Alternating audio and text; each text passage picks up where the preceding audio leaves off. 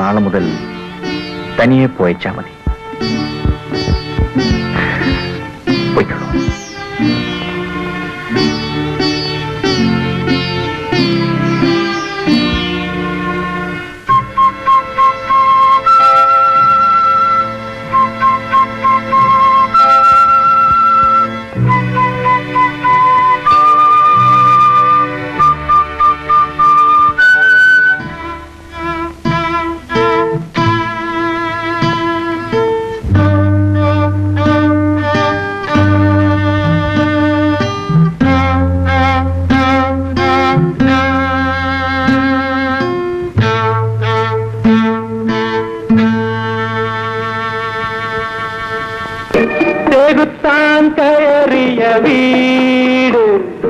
ചെകുത്താൻ കയറിയ വീട് തിരിക്കാത്ത വീട് ചിലക്കാത്ത.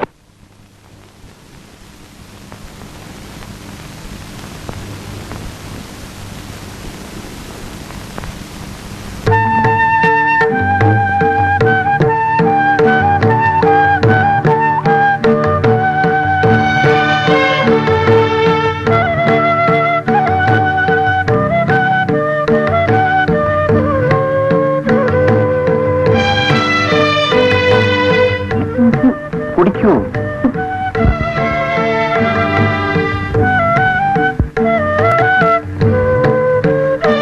പ്രഭയ്ക്കറിയാമല്ലോ, സാമാന്യം ഭംഗിയായി തന്നെ ജീവിക്കാനുള്ള ചുറ്റുപാടുകൾ എനിക്കുണ്ട്. ഒരിക്കലും ഒരു ജോലിയുടെ ചട്ടക്കൂട്ടിൽ ഒതുങ്ങിക്കഴിയാൻ എനിക്കാവില്ല. എന്റെ മനസ്സ് നിറയെ സംഗീതമാണ്. സംഗീതത്തിന്റെ ഉയരങ്ങളിലേക്ക് കടന്നു ചെല്ലുകയാണ് എന്റെ ജീവിത ലക്ഷ്യം. അതുകൊണ്ടാണോ ഈ പ്രായം വരെ വിവാഹം വേണ്ടെന്ന് വെച്ചത്? ഇതുവരെ വിവാഹമേ വേണ്ടെന്ന് വെച്ചിരുന്നത് സംഗീതത്തെ പോലെ തന്നെ ഞാൻ സ്നേഹിക്കുന്ന എന്റെ അനുജനെയും അനുജത്തെയും നോക്കാനായി. അവർ കാര്യപ്രാപ്തിയുള്ളവരായപ്പോ എന്നെ വിവാഹം കഴിക്കാൻ വന്നു. അങ്ങനെ ഞാൻ പെണ്ണ് കാണാൻ വന്നു. പെണ്ണിനെ കണ്ടപ്പോ തോന്നി കെട്ടിയാലെന്തെന്ന്. കെട്ടി.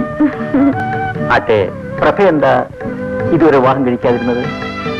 എനിക്കതിന് വലിയ പ്രായമൊന്നുമില്ലല്ലോ. അതിവിടെ വിവാഹത്തിനു മുമ്പ് എല്ലാ പെണ്ണുങ്ങളും പ്രായം കുറച്ചു പറയും. ഇനി തുറന്നു പറഞ്ഞാൽ എന്താ?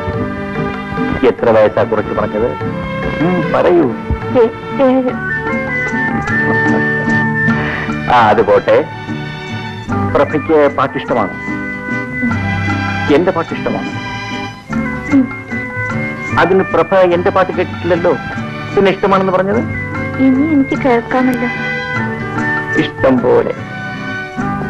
ഞാനൊരു വലിയ ഗായകനാകുന്നത് പ്രഭയ്ക്ക് ഇഷ്ടമല്ല. നാളെ ലോകം മുഴുവൻ എന്റെ പാട്ട് കേട്ട് പൂരിത്തെ എല്ലാവരും എന്നെ ആരാധിക്കും.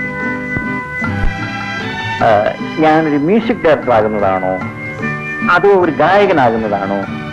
ഏതാണ് പ്രഭയ്ക്ക് ഇഷ്ടം? അങ്ങയുടെ ഏതിഷ്ടവും എന്റെ ഇഷ്ടമാണ്.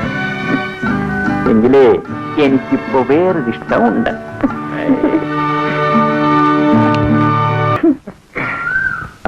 നമുക്ക് ഇവിടെ ഇരിക്കാം.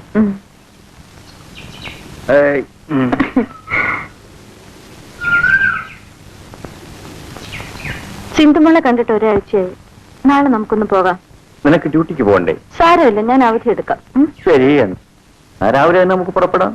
ശരി. അയ്യോ, ദേ എന്റെ ഹോസ്പിറ്റലിലെ ഒരു നേഴ്സാ. ഞാനൊന്ന് കണ്ടിട്ട് വരാം.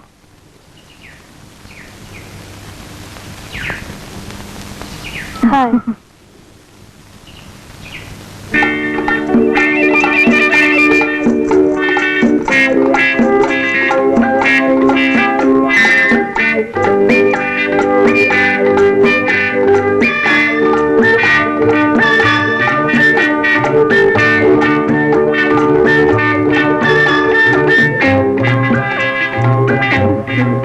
ഹണിമൂൺ ആഘോഷിക്കാൻ നന്നായിരിക്കല്ലേ? എന്തോടെ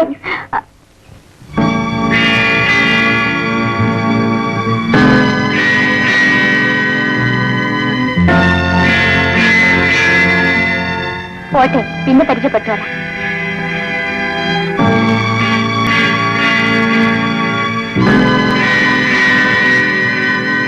ആ 5:30 മണിക്കാ ഫസ്റ്റ് ബസ്. സിന്ധു മോളെ കാണാൻ നമുക്ക് ആ ബസ്സിൽ അങ്ങ് പോയേക്കാം. നമുക്കോ? ഒറ്റയ്ക്കങ്ങ് പോയേച്ചാ മതി. അതെന്താ പ്രഭേ, നീയല്ലേ അവളെ കാണണമെന്ന് പറഞ്ഞത്? കൂടെ വരാൻ വേറൊരുത്തി ഉണ്ടല്ലോ, ആ പാർക്ക് വെച്ച് കണ്ടില്ലേ? അവളെ വിളിച്ചോണ്ട് പോയാ മതി കൂട്ടിന്. അയ്യോ, അവൾ ആരാണെന്ന് പോലും എനിക്കറിയില്ല. ഞാൻ ആഹാ, അറിയായിരുന്നെങ്കിലും വിളിച്ചോണ്ട് പോയാനല്ലേ? അയ്യോ, എനിക്ക് വരുന്നുണ്ട് കലിയോ. നേഴ്സ് നോക്കി നിൽക്കെ. എന്റെ കണ്ണിൽ ഉപയോഗിച്ച് ഇങ്ങനെയാണെങ്കിൽ ഞാനില്ലാത്തപ്പോ എന്തായിരിക്കും നിങ്ങളുടെ അവസ്ഥ? എന്റെ തലവിധി. പ്രഭേ, എന്റെ മനസ്സിൽ നിനക്കല്ലാതെ മറ്റൊരു പെണ്ണിനും സ്ഥാനമില്ല, ഒരിക്കലും ഉണ്ടായിരിക്കുമില്ല. ഇല്ല. പ്രഭേ, ദയവ് ചെയ്ത് നിന്നെ വിശ്വസിക്കും. ഈ ജീവിതകാലത്തിൽ ഒരിക്കലും ഞാൻ നിന്നോട് കള്ളം പറയൂ. മനസ്സുകൊണ്ട് പോലും നിന്നോടൊരു തെറ്റും ഞാൻ ചെയ്തിട്ടില്ല. എന്റെ മരിച്ചുപോയ അച്ഛനമ്മമാരാണ്. ഞാൻ എന്തൊക്കെ തെറ്റിദ്ധരിച്ച് പറഞ്ഞു പോയതാ, എന്നോട് ക്ഷമിക്കൂ. വരൂ.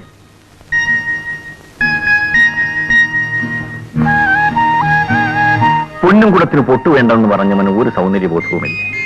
എന്റെ പൊന്നും കുടത്തിന് ഒരു പൊട്ടു കൂടി വേണം. മതി മതി, ഒരു കിന്നാരം അകത്ത് ഫ്ലാസ്കിൽ കാത്തു വെച്ചിട്ടുണ്ട്. ഊണോ? ഊണൊക്കെ ശരിയാക്കി വെച്ചിട്ടുണ്ട്. ഉച്ചയ്ക്ക് ഞാൻ വന്നിട്ട് വിളമ്പിത്തരാം, എന്നിട്ട് കഴിച്ചാ മതി കേട്ടോ. ഓ, ഇന്നേ മ്യൂസിക് പ്രാക്ടീസ് ഒന്നും വേണ്ട. ചുമക്കുള്ള മരുന്ന് സമയത്തിന് കഴിച്ച് അടങ്ങി ഒതുങ്ങി ഇവിടെ ഇരുന്നാ മതി. മനസ്സിലായോ? ആയേ.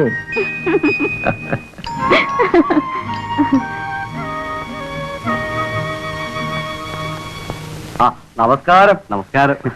ഓ, വന്നാട്ടെ വന്നാട്ടെ, അങ്ങോട്ടിരുന്നാട്ടെ. ഞങ്ങള് ഈ പരിസരത്തൊക്കെ തന്നെ ഉള്ളവരാ, പരിചയപ്പെട്ടിട്ടില്ലെന്നേ ഉള്ളൂ. കേട്ടിട്ടുണ്ട്. ഞങ്ങൾ ക്ഷേത്രത്തിന്റെ ഭാരവാഹികളാ. ഞാൻ സെക്രട്ടറി, ഗജാൻജി പ്രസിഡന്റ്. കേട്ട് കാണും. പാറേക്കാട്ട് ബാലകൃഷ്ണപിള്ള. ഇല്ല, ഉത്സവ കമ്മിറ്റിയുടെ സ്ഥിരം പ്രസിഡന്റ് ഞാനാ. സംഭാവനയ്ക്കായിരിക്കും. അതൊക്കെ പിന്നീട് എപ്പോഴെങ്കിലും ആകാവുന്നതല്ലേ ഉള്ളൂ. ഓ, മിസ്റ്റർ രവിപ്രസാദ് നല്ലൊരു ഗായകനാണെന്ന് ഞങ്ങൾ അറിഞ്ഞു.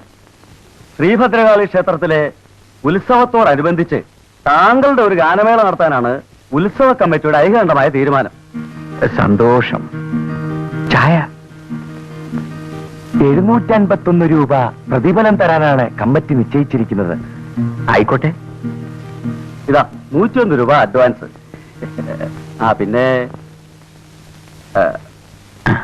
മിസ്റ്റർ രവിപ്രസാദിനോട് എല്ലാം തുറന്നു പറയണമല്ലോ. ഓ,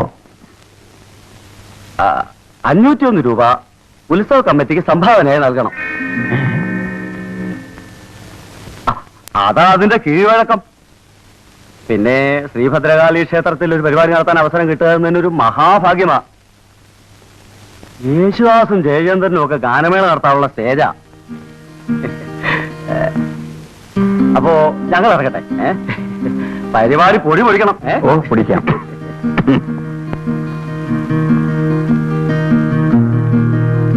നിങ്ങൾ എന്തിനീ പരിപാടി നടത്താമെന്ന് ഏറ്റത്? അഡ്വാൻസ് അവർ തിരിച്ചു കൊടുക്കാൻ പാടില്ലായിരുന്നു. ഓട്ടെ പ്രഭേ, കയ്യിൽ നൽപ്പൻ ചിലവായാലും നല്ലൊരു സ്റ്റേജാ കിട്ടിയിരിക്കുന്നത്. നീ നോക്കിക്കോ, ഞാൻ ഒരു കലക്കം. ഇപ്പോഴേ തുടങ്ങിയല്ലോ ചുമ.